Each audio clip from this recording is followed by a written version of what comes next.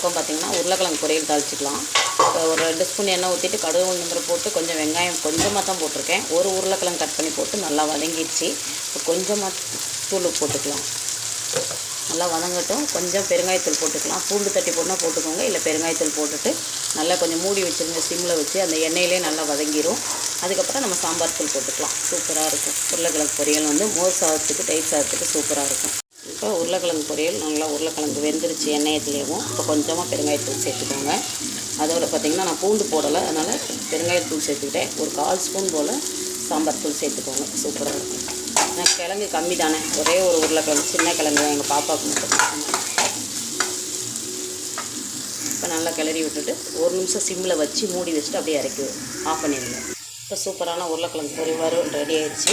நீங்களும் இது மாதிரி செஞ்சு பாருங்கள். ஏற்கனவே நம்ம வீடியோ போட்டிருக்கேன், நான் பார்த்துட்டு கமெண்ட் பண்ணுங்கள். பீக்கங்காய் பொரியல் கிரேவி பாருங்கள், சூப்பராக வந்துடுச்சு. நல்லா இன்னும் ஒரு 2 செகண்ட் இருந்தால் போதும். அப்படியே சூப்பராக வந்து இதை அப்படியே சாதத்துலேயே பரட்டி சாப்பிட்லாம். சூப்பராக இருக்கும். பீக்கங்காய் வந்து சாப்பிடாதவங்களுக்கு இந்த மாதிரி செஞ்சு கொடுங்க, சூப்பராக சாப்பிடுவாங்க.